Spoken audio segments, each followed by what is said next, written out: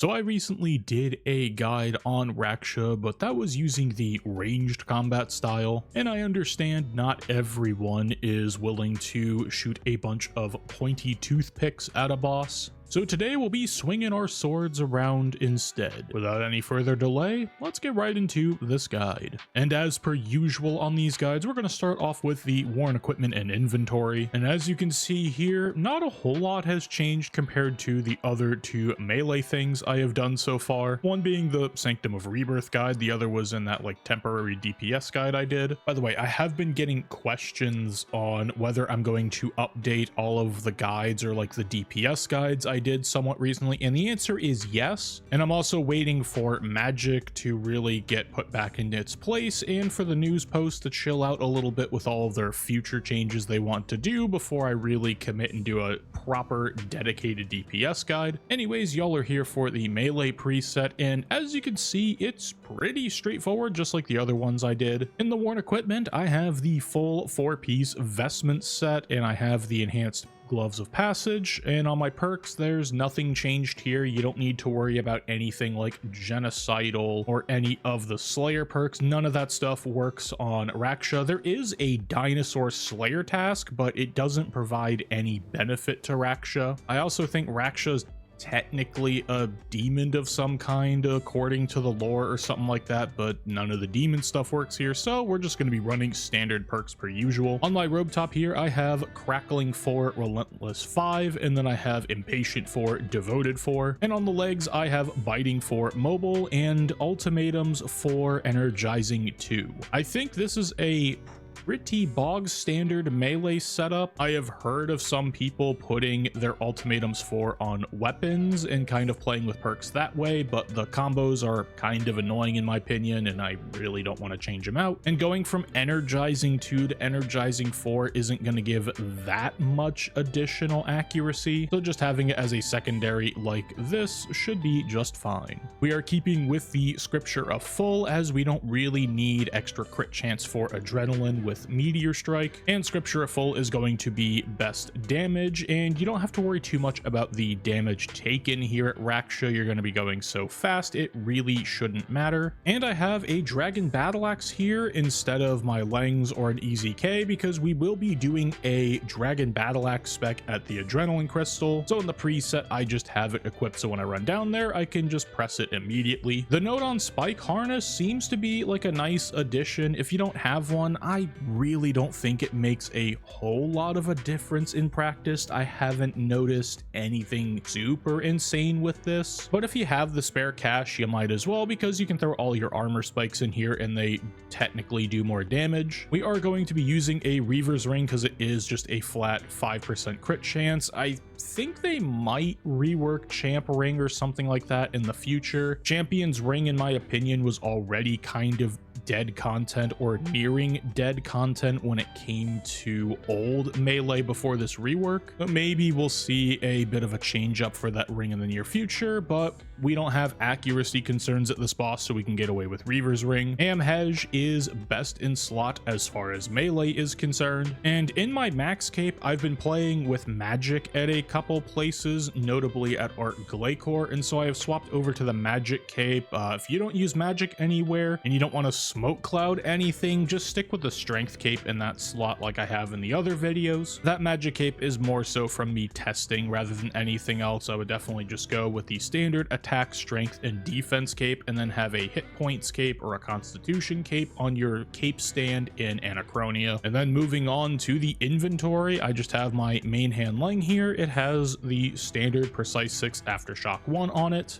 My EZK has the standard old perk setup. I haven't swapped anything out on it, and I do have a Masterwork Spear of Annihilation here, and I have Lunging 4, Eruptive 2, and then Precise 6 Aftershock 1. This is just to get full value out of the couple of bleeds that we will be throwing in Phase 4. In the EOF here, I have the Mercy Dagger. This gets used on Phase 2 and does some very nice damage. And other than that, we have some Blue Blubbers, we have some Guthix Rest or Guthix brews. If you're a little bit worried on food consumption, you could swap this out to Super Sarah brews or just regular Saradomin brews. But once you get used to it, it's not too bad. I have some spiritual prayers here to help with the Ripper Demon, some Vuln Bombs, a Summoning Renewal, and an Elder Overload, so I can just go to a bank and then right click load last preset, and I don't have to go back into my banking preset to repot or anything like that. And then I also have a Power Burst of Vitality and an Adrenaline Renewal Flask, and my 2 rune pouches here are just my standard rune pouches that I use for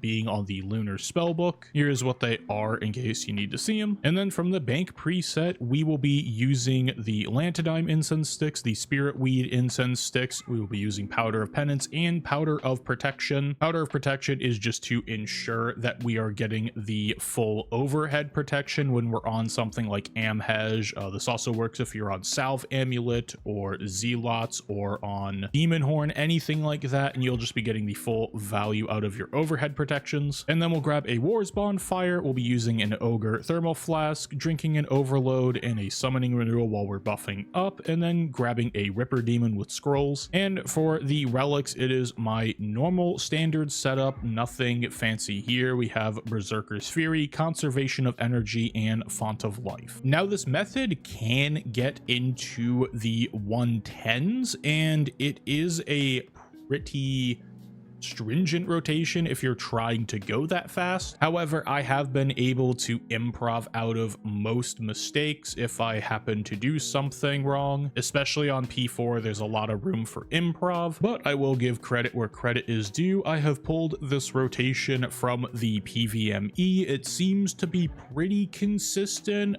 Phase 1, I have a little bit of trouble with damage sometimes, but if you kind of just brute force through the rotation and maybe add a little improv P3, you should be able to get kills pretty consistently. This can do the Grandmaster Rec, but most of the time I'm seeing kills pretty much averaging right at 115. And if you're not in the PVME Discord, it is discord.gg/PVME. And I think that's all there really is to go over. Melee has become insanely simple, borderline more simple than necromancy at this point. So let's go ahead and just skip right to the example kills. Alrighty, we got the preset loaded up and ready to go. I don't believe you need Vamp Aura. The rotation specifically calls for you to not use darkness. I'm guessing it's because they've written a couple of vengeances in there and they want to give those the best chance of proccing. And I believe you can get away with using Vampirism. I don't think it's going to cause too many issues. Maybe the little inconsistency I was noticing is from the slight extra HP I was getting on Vampirism, and it's accounting for Zerk Fury. But I also don't see a melee rotation like this getting that picky about HP values, so it is what it is. I'm just gonna pop it anyways. But I have rambled long enough. Let's actually just run a kill. So we'll go ahead and hit Dragon Battle Axe spec, re-equip our Langsword, grab some adrenaline, and just run in. We're not going to be stalling anything. Now, I don't really follow the timing of that rotation. I just surge in and then press freedom with surge like I do here to help me line up these two abilities here, this Zerk. And I'll just target cycle Barge, Overpower, and then hit a Meteor Strike and bleed the Flurry right after. Hit an easy K spec and then a Rend into an Adaptive Strike. And then hit another Overpower, and then it's G Fury into a Hurricane. Just kind of run around. And then hit a Dagger spec, re-equip. Another Rend here, and then Overpower will hit late enough.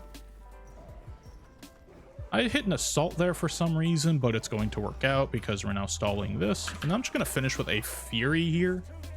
Fury, or Punish, I mean, not Fury. My ability is confused. And then here I'm going to Freedom, and then Barge in. Recall my familiar, bleed and assault, hit a Dismember, and then a Rend, and then the second bleed into an Adaptive Strike, and escape, run back in, and then divert. I'm just going to wait here for my Zerk cooldown, and go ahead and Barge and bleed a Flurry, escape again, Rend, Adaptive Strike, and a Punish here, and then just like an Overpower, and Chaos Roar into an easy K.